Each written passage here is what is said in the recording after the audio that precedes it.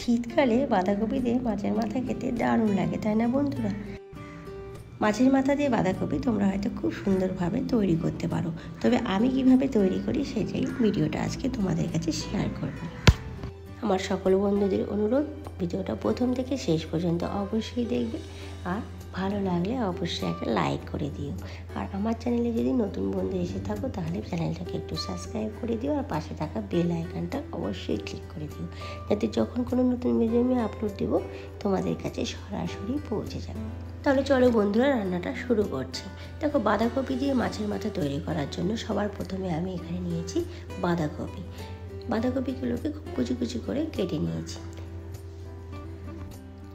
এরপরে মাছের মাথাটাকে খুব ভালো করে সর্ষের তেলে ভেজে নেব। এই রান্নাটা পুরো সর্ষের তেল দিয়ে করব। সর্ষের তেল দিয়ে করলে পারে বাঁধাকপি দিয়ে মাছের মাথার তরকারিটা খুব সুন্দর হয়। তো সেই জন্য এখানে কিছুটা তেল আমি গরম করে নিয়েছি, তার মধ্যে আগে থেকে লবণ হলুদ দিয়ে মাখা মাছের মাথাটাকে দিয়ে দিব। ঠিক আছে, এখানে আমি কাতলা মাছের মাথা নিয়েছি, তোমরা রুই মাছের মাথা দিয়েও করতে পারো। মাছের মাথাটাকে খুব ভালো করে কিন্তু ভেজে নিতে হবে। আচ্ছা, এই ভাজার জন্য দুদিকে তো খুব লালচে লালচে করে ভেজেই নেবে, তবে ভাজার সময় মাছের মাথাটাকে খুন্তি বা হাতা দিয়ে একটু ভেঙে নিলে হবে কি, খুব ভালো করে ভাজাটা হয়ে যাবে, তাহলে কিন্তু তরকারিটাও খুব ভালো লাগবে। কাঁচা কাঁচা যাতে না থাকে সেদিকে লক্ষ্য রাখবে।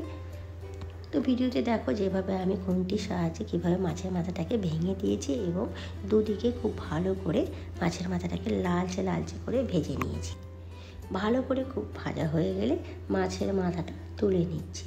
এবার সেই বেঁচে থাকা তেলে দিয়ে দিব 1 চামচ জিরে, গোটা জিরে, একটা তেজপাতা, 2 কাঁচা লঙ্কা, আদা বাটা 1 চামচ, রসুন বাটা 2 চামচ, একটা পেঁয়াজ, একটা মিডিয়াম সাইজের আমি পেঁয়াজ নিয়েছি, সেটাকে কুচি কুচি করে কেটে নিয়েছি।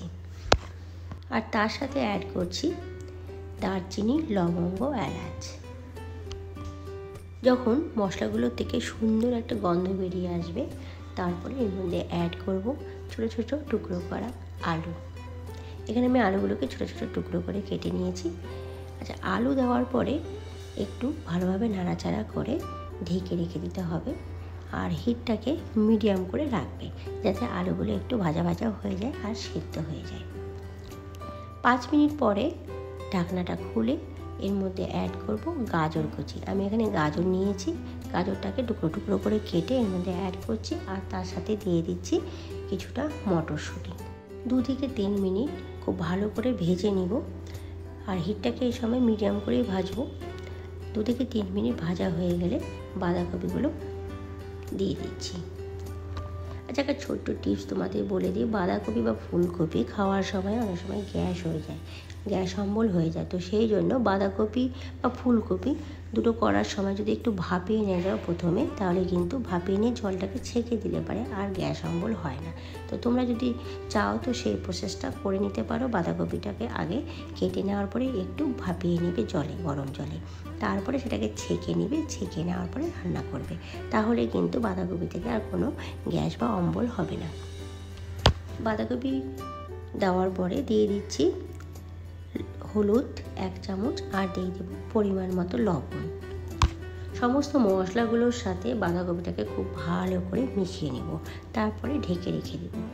একটা জিনিস সবসময় মাথায় রাখবে যে বাঁধাকপি যখনই রান্না করা হবে, খুব অল্প আঁচে রান্না করলে বাঁধাকপির টেস্টটা কিন্তু খুব সুন্দর আসে। তো সেই জন্য চেষ্টা করবে অল্প আঁচে দিয়ে রান্না করতে। অল্প আঁচে করে ঢেকে মাঝে একটু ঢাকনা খুলে নেড়ে দিয়ে রান্না করলে বাঁধাকপির আসল টেস্টটা পাওয়া যায়। আচ্ছা বন্ধুরা, এর মধ্যে আমি একটা জিনিস দিয়েছিলাম, সেটা হচ্ছে টমেটো কুচি। ঠিক আছে, সেই ক্লিপটা হয়তো এখানে নেই, তবে টমেটো কুচি এর মধ্যে কিন্তু অ্যাড করতে হবে। এবার খুব ভালো করে মিশিয়ে নিয়েছি, আর ঢাকা দিয়ে রেখে দিব। 5 থেকে 6 মিনিট পরে ঢাকনা ওপেন করব। বাঁধাকপির থেকে অনেকটা জল বেরিয়েছে, এবং সেই জলে কিন্তু বাঁধাকপিটা পুরো সিদ্ধ হয়ে গিয়েছে।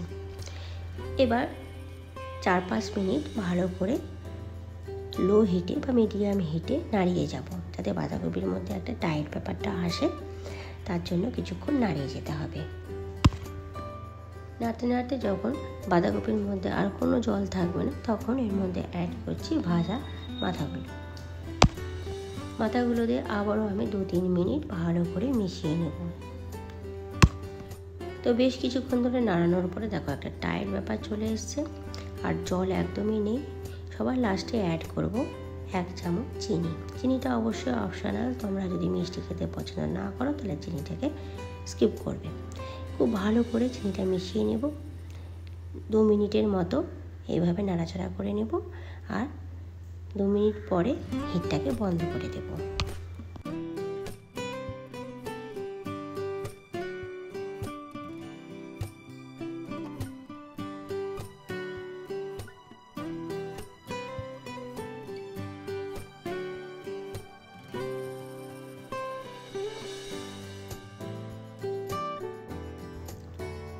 বাঁধাকপি দিয়ে মাছের মাথা একদম রেডি। গরম গরম সাদা ভাতের সাথে খেতে দুর্দান্ত লাগে। আশা করছি ভিডিওটা তোমাদের ভালো লেগেছে, আর ভালো লাগলে একটা লাইক অবশ্যই দিও। আজকে এই পর্যন্তই, তোমাদের সাথে আবার দেখা হবে নতুন ভিডিওতে নতুন কোনো রেসিপি নিয়ে। আমার পাশে থেকে ভিডিওটা দেখার জন্য আমার সমস্ত বন্ধুদের অসংখ্য ধন্যবাদ।